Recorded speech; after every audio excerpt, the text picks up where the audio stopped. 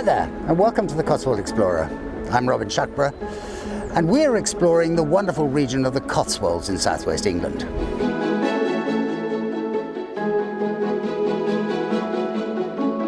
We've decided to revisit the centre of the region and find some hidden gems, places that are not quite so famous, but still just as beautiful.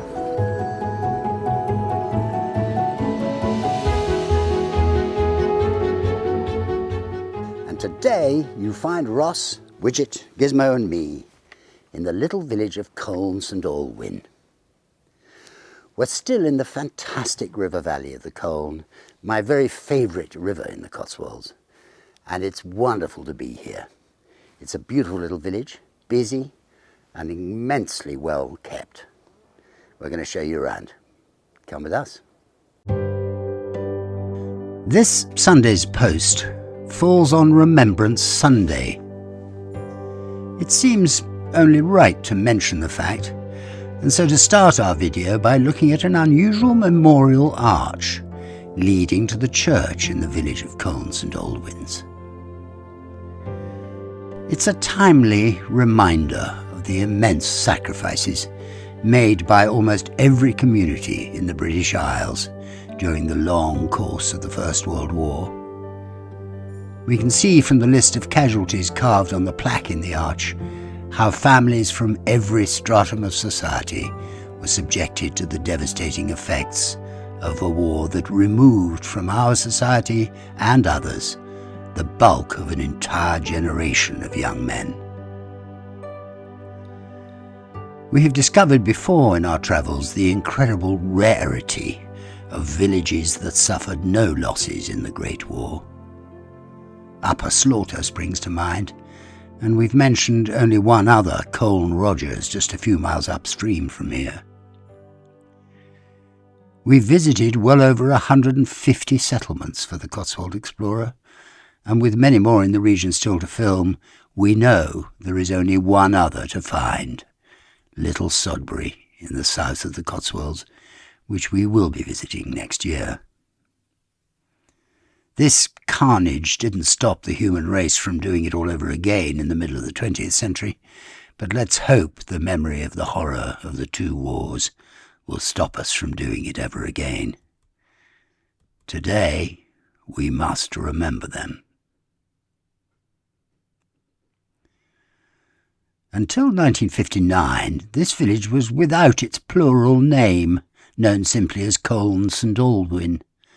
I'm not certain why it changed, but change it did, and now we must add an S. It forms a lovely cross of 17th and 18th century cottages, sitting astride a small hill above the river valley.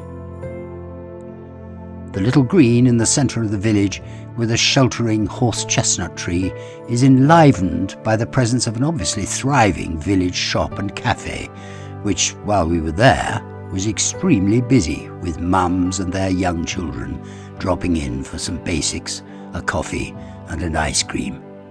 Exactly as a village shop should be. In fact, the village has an air of confidence about it. You get the feeling that tourism isn't in any way crucial to the existence of the place. It belongs to its locals. Which is not to say it is in any way unwelcoming. Everyone we met was extremely friendly, and Widget and Gizmo went down a storm. There's a great pub with rooms here called the New Inn, run by an award-winning pair called Baz and Fred. If you want to stay in a pub rather than an hotel, this would be a really good choice. We don't usually go in for recommendations like this.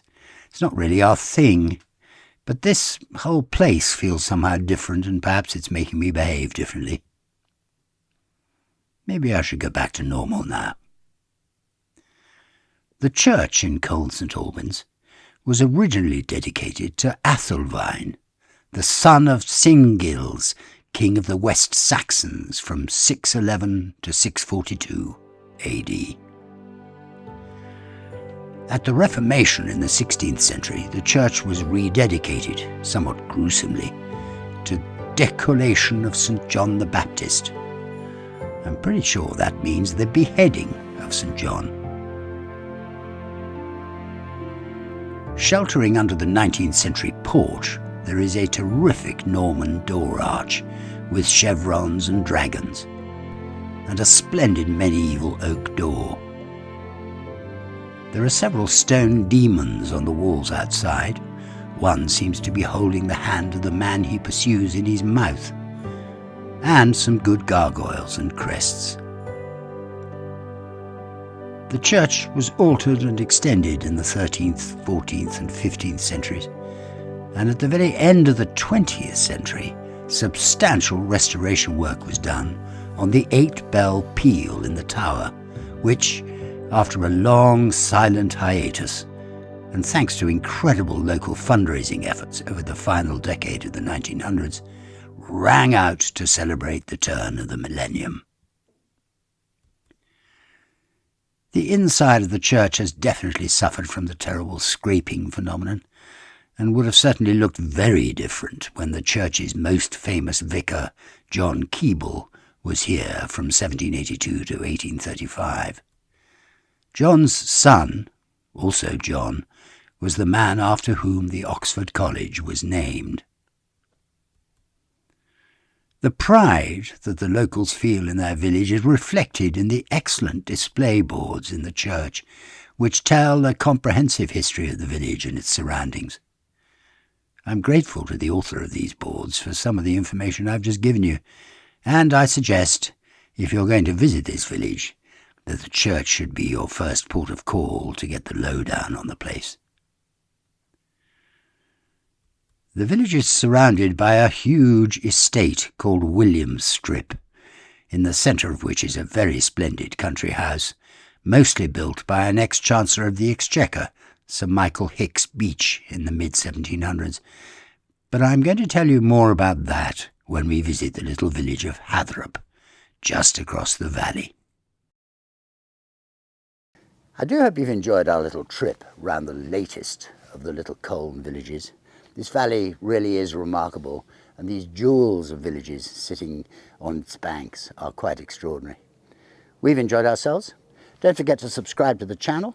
You can find us on all the normal platforms, and we'll see you again very soon, somewhere else in the Cotswolds.